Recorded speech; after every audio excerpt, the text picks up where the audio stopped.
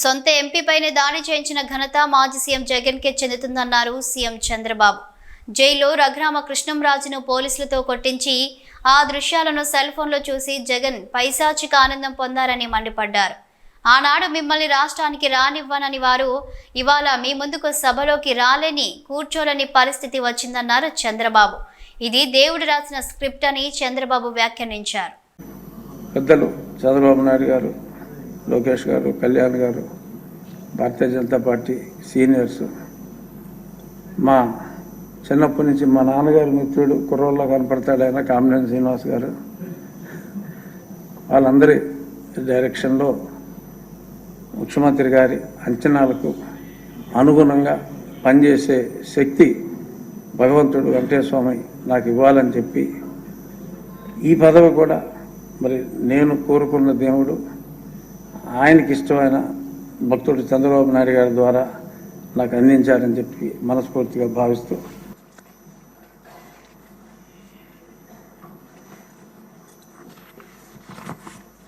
అధ్యక్ష, ఈరోజు అందరి ఆమోదంతో శాసనసభ డిప్యూటీ స్పీకర్గా ఎన్నికైన మీకు వ్యక్తిగతంగా తెలుగుదేశం పార్టీ తరఫున కూడా మనస్ఫూర్తిగా అభినందనలు తెలియజేస్తున్న శుభాకాంక్షలు. అధ్యక్ష, సినిమా రంగంలో ఇక్కడే మా మిత్రుడు పవన్ కళ్యాణ్ గారు ఉన్నారు. త్రిపుల్-ఆర్ ఎంత సంచలనం సృష్టించిందో నేటి రాజకీయాల్లో మీ చరిత్ర కూడా అంత సంచలనాన్ని సృష్టించిన దిశ. త్రిపుల్-ఆర్ సినిమాలో నాటు నాటు పాట ఎంత పాపులర్ అయిందో ఈ త్రిపుల్-ఆర్ రచ్చబండ కూడా అదే మరి పాపులర్ అయింది. దానికి ఒక చరిత్ర ఉంది. అలాంటి ఒక్కొక్కసారి జీవితంలో కొన్ని సమస్యలు వస్తాయి. ఆ సమస్యల్ని ధైర్యంగా ఎదుర్కోవడం చాలా ముఖ్యం. తిరిగి ఆ కుర్చీలో కూర్చుంటే నిండుగా కనపడుస్తున్నారు. అందరూ కూడా ఆఫ్గా కొత్త కనపడుస్తారు, కానీ మీరైతే ఆ కుర్చీకి ఒక నిండుత్వాన్ని ఇచ్చారు. పంచకట్టు కూడా తెలుగు బిడ్డ పంచకట్టుతో వచ్చారు. చాలా సంతోషం. మిమ్మల్ని చూసినప్పుడు, ముఖ్యంగా ఈ కొత్త బాధ్యతలో మిమ్మల్ని చూసినప్పుడు చాలా సంతోషం కలుగుతూ ఉంది. మీరు తప్పకుండా మంచిగా రాణించాలని మనస్ఫూర్తిగా ఆకాంక్షిస్తున్నా. ఇక్కడుండే మెంబర్స్కి అందరికి కూడా ఒకసారి ఆలోచిస్తే వారి ప్రస్తావన కూడా మే 14, 1962 విజయవాడలోని కనుమూరి వెంకట సత్య సూర్యనారాయణరాజు గారు, అన్నపూర్ణమ్మ దంపతులకు జన్మించారు. ఆయన ఒక పారిశ్రామికవేత్తగా, రాజకీయవేత్తగా గుర్తింపు తెచ్చుకున్నారు. రఘురామకృష్ణరాజు గారు విశాఖపట్నంలోని ఆంధ్ర విశ్వవిద్యాలయంలో పోస్ట్ గ్రాడ్యుయేషన్ చేశారు. డిస్టింక్షన్లో పాస్ అయ్యారు. అప్పటి నుంచి కూడా మీరు ఎక్కడ చూసినా ఉత్సాహంగా మెరిట్లోనే ఉన్నారు. ఆయన మొదటి నుంచి మెరిట్ స్టూడెంటు. ఇండస్ట్రీ కూడా విద్యుత్ రంగంలో, ఎడిబుల్ ఆయిల్స్లో ఇలాంటి వ్యాపారాలు కూడా చేసి గుర్తింపు తెచ్చుకున్నారు. వాళ్ళ కుటుంబానికి కూడా రాజకీయ నేపథ్యం ఉంది. శిరీష్ రాజు గారు, వీళ్ళ తాతగారు, ఆయన జిఎస్ రాజు గారు 1958 నుంచి 64 వరకు ఏపీ లెజిస్లేటివ్ కౌన్సిల్ పదవికి మొట్టమొదటిసారిగా డిప్యూటీ చైర్మన్గా పనిచేశారు. ఇంకో పక్క సిరీస్ ఫార్మా ఎస్టాబ్లిష్ చేశారు అప్పట్లోనే, కానీ కొన్ని కారణాల వల్ల దాన్ని ముందుకు తీసుకుపోలేకపోయారు. కానీ లేకపోయింటే ఈరోజు రిచెస్ట్ మ్యాన్ ఈ ఆంధ్రప్రదేశ్లో ఆయనే ఉండేవాడు. అప్పట్లో ఫార్మా అనేది చాలా ముఖ్యం. మన డిప్యూటీ స్పీకర్ గారు 19లో నర్సాపూర్ ఎంపీగా పోటీ చేసి గెలిచారు. అయితే వీరి ఆలోచన, వీరి వ్యక్తిత్వం మామూలుగా ఉండేవాళ్ళకి అడ్జస్ట్ కాలేరు. ఏదున్నా సరే ఫ్రాంక్గా మాట్లాడతాడు, మనసులో కల్మషం ఉండదు, ముందు వెనుక చూడకుండా మాట్లాడుతూ ఉంటారు. ఎందుకంటే ఓసారి ఫ్రాంక్గా ఉండేటప్పుడు కొన్ని సమస్యలు కూడా వస్తాయి. అయితే నేను చాలా రోజుల నుంచి వాటిని దగ్గరగా చూస్తున్నా. ఎక్కడన్నా తప్పులు ఉన్నప్పుడు కానీ, ఎక్కడన్నా ఇది ఉన్నప్పుడు కానీ, చెప్పాలనుకున్నప్పుడు కానీ కొండ బద్దలు కొట్టి చెప్పడం వారి మనస్తత్వం. ఓసారి అలాంటి మనస్తత్వమే కొన్ని ఇబ్బందులకు గురి చేస్తుంది. అలాంటి ఇబ్బందుల్లోనే వారు ఎంత టార్చర్ అనుభవించారో ఒక ఉదాహరణ మాత్రం. ఆయన మీరు చూస్తే పోయిన గవర్నమెంట్ ఎప్పుడైనా సరే ప్రభుత్వాలు ఒక సంస్కరణ చేయడం, ఒక అభివృద్ధి చేయడం, లేకపోతే సంక్షేమ కార్యక్రమాలు చేయడం వల్ల ఎక్కడికక్కడ ఒక పాపులారిటీ వస్తుంది. కానీ పోయిన ప్రభుత్వం ఒక టెర్రరిజం, గవర్నమెంటే ఒక టెర్రరిజాన్ని స్పాన్సర్ చేయడం అనేది చాలా ఇక్కడ జరగదు. ఏ కొద్ది ఉదాహరణలు మాత్రం మనకు ఉంటాయి.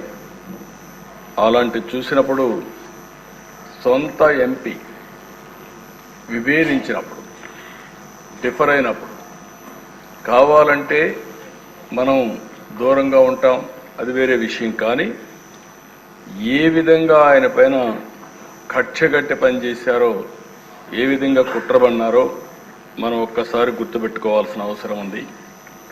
ముందు బెదిరించారు, భయపెట్టాలని చూశారు, కానీ ఏమాత్రం తగ్గలేదు. ఈయన నమ్ముకున్న సిద్ధాంతం ప్రకారం ముందుకు పోయి మాట్లాడే పరిస్థితికి వచ్చారు. అయితే మనం అందరం కూడా చూస్తే అలాంటి సందర్భంలో ఏకపక్షంగా తన సొంత ఎంపీ మీద రాజద్రోహం కేసు నమోదు చేసి, లేని కేసును నమోదు చేసి, ఆయన ఏమి కుట్రలు చేయలేదు, రాజద్రోహం చేయలేదు, లేకపోతే ఏదో పెద్ద ఇచ్చేసిన సందర్భం లేవు, మనందరూ కూడా తెలుసు. రాజద్రోహం కేసు నమోదు చేసి 2021 మే 14వ తేదీన, మే 14వ తారీఖున ఆయన పుట్టినరోజు. ఆ పుట్టినరోజు ఆయన అరెస్ట్ చేసి పైశాచిక ఆనందం పొందాలనే ఉద్దేశంతో ఆయన అరెస్ట్ చేశారు. ఆ రోజు మీరు చూస్తే ఒక ఎంపీ పోలీస్ కస్టడీలో టార్చర్ చేయడం దేశంలోనే ఒక పెద్ద సంచలనమైంది. సిఐడి సీనియర్ అధికారులు, ఐపీఎస్ అధికారులు పోలీస్ కస్టడీలో ఒక ఎంపీని ఇలా హింసించిన సంఘటన భారతదేశ చరిత్రలో, నేను కూడా రాజకీయాల్లో 40 సంవత్సరాల నుంచి ఉన్నా, చాలా సంఘటనలు చూశాను. ఇదే మొదటి సంఘటన, ఇదే ఆఖరి సంఘటన నా అభిప్రాయం. నేను ఎప్పుడు చూడలేదు ఇలాంటి సంఘటన, ఎప్పుడు వినలేదు. ఆ రోజు మీరు చూస్తే 2021 మే 14వ తేదీన రఘురామరాజు గారి పైన సుమోటోగా కేసు పెట్టారు. ప్రభుత్వాన్ని కూలదోయడంలో భాగంగా కుట్ర చేశారని రాజద్రోహం కేసు పెట్టారు. TV5 ABNతో కలిసి కుట్ర చేశారని ఆరోపించారు. 9 గంటలకు కంప్లైంట్ పెట్టారు, 10 గంటలకు FIR నమోదు చేశారు. మధ్యాహ్నం 2 గంటలకు హైదరాబాద్లో ఇంట్లో ఉంటూ వచ్చి అరెస్ట్ చేశారు. అంటే మీరు గుర్తుపెట్టుకోవాల్సిన 9 గంటలకు కంప్లైంట్ ఇస్తారు, 10 గంటలకు FIR రిజిస్టర్ చేస్తారు, ఆంధ్ర పోలీసులు హైదరాబాద్కు వచ్చి 2 గంటలకు అరెస్ట్ చేసి అక్కడి నుంచి ఈయన తీసుకొస్తారు. ఆ రోజు శుక్రవారం నేరుగా మళ్ళా దీనికి శుక్రవారానికి కూడా ఒక సిగ్నిఫికెన్స్ ఉంది. శుక్రవారం అయితే ప్రొక్లేన వచ్చి ఎక్కడికక్కడ కూల్చివేతలు చేస్తారు. శుక్రవారం కానీ అరెస్ట్ చేస్తే కోర్టు ఉండదు కాబట్టి జైల్లో పెట్టొచ్చని ప్రయత్నం చేస్తూ కరెక్ట్గా అదే శుక్రవారం ఎంపిక చేసుకొని ఇక్కడికి తీసుకొచ్చారు. ఇక్కడ చూస్తే గుంటూరు సిఐడి ఆఫీస్ వారు కొన్ని విషయాలు చెప్పారు. తర్వాత బయట వచ్చినాక నేను ఆ రోజు ఒక పార్టీ అధ్యక్షుడిగా రాష్ట్రంలో ఎవరిని అరెస్ట్ చేసినా పార్టీతో సంబంధం లేకపోయినా రాజకీయాల్లో సంబంధం లేకపోయినా వాళ్ళు ఎవరిని అరెస్ట్ చేసినప్పుడు సోషల్ యాక్టివిస్టులు అరెస్ట్ చేస్తే కూడా మళ్ళా వాళ్ళని బైక్ తీసుకురావడానికి ప్రయత్నం చేసేవాడిని. ఆ పరిస్థితిలోని ఈయన కేసు కూడా నేను నేరుగా పర్యవేక్షిస్తూ ఎప్పటికప్పుడు పార్టీలో మేము మాట్లాడుకుంటూ వస్తున్నాం. ఆ రోజంతా కూడా ఆయన అరెస్ట్ చేసినప్పుడు నుంచి తీసుకువచ్చే దారిలో కానీ ఏమేం జరుగుతుందో ఎప్పటికప్పుడు మానిటర్ చేస్తున్నాం. అదే రోజు రాత్రి 5 ముసుగులో వచ్చి ఎంపీ పైన విపరీతంగా, అంటే పోలీస్ కస్టడీలో ఉండేటప్పుడు పోలీసులు వాళ్ళ దగ్గర పెట్టుకున్న రాత్రిలో ఈయన పైన దాడి చేయడం అనేది, పోలీసులు ఇలాంటి తప్పుడు పనులు చేయడంలో ఏ విధంగా మనసు వచ్చిందో నాకైతే అర్థం కాలేదు.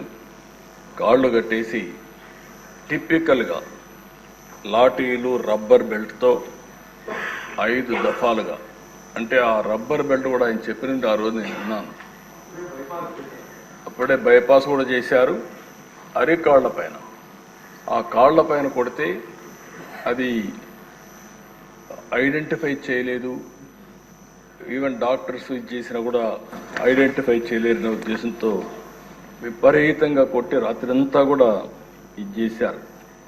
అప్పటికే హార్ట్ సర్జరీ అయింది. గుండె మామూలుగా సర్జరీ అయినప్పుడు కొంచెం ఇబ్బందులు కూడా ఉంటాయి.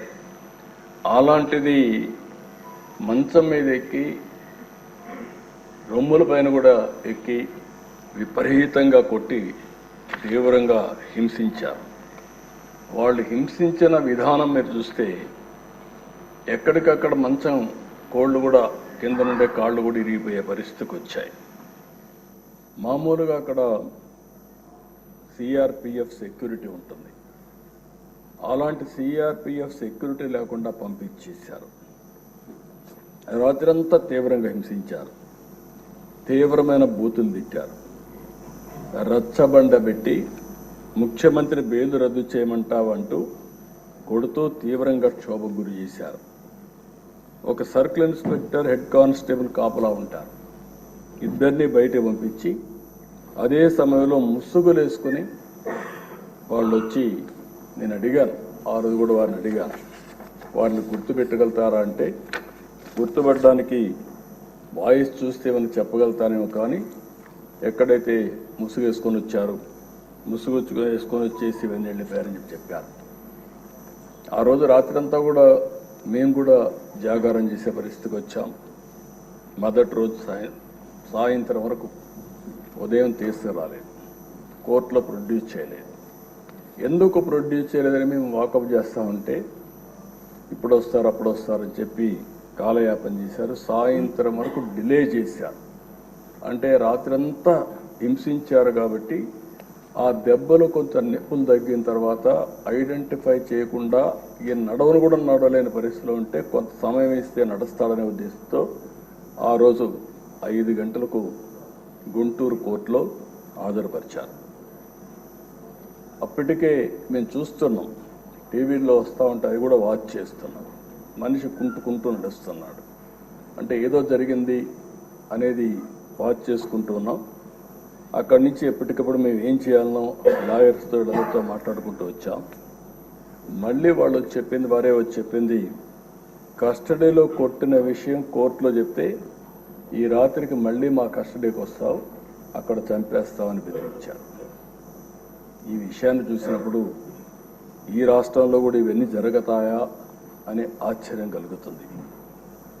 అయితే మేజిస్ట్రేట్ దగ్గరికి వచ్చిన తర్వాత ధైర్యం చేశాడు, ఆ కాళ్ళు చూపించాడు. ఆ కాళ్ళు అవన్నీ కొట్టినట్టుని చూపిస్తే అప్పుడు ఆ మేజిస్ట్రేటు నేరుగా ఇతన్ని ప్రభుత్వ ప్రైవేట్ 2 హాస్పిటల్కి పంపించండి, ఎగ్జామిన్ చేయించండి, ఎగ్జామిన్ చెప్పి చేసిన తర్వాత సర్టిఫికెట్స్ ఇవ్వమని చెప్పి పంపిస్తే వాస్తవాలు తెలుస్తాయనే ఉద్దేశంతో ఆయన్ని ప్రభుత్వ ఆసుపత్రికి మాత్రం తీసుకుపోయి ప్రైవేట్ హాస్పిటల్కి తీసుకుపోకుండా అక్కడ కూడా రిపోర్ట్ని తారుమారు చేపించి బెదిరించి ఆయన రిపోర్ట్ తెప్పించారు. ఆ రిపోర్ట్ వస్తానే 16వ తారీఖున జైలుకు పంపారు.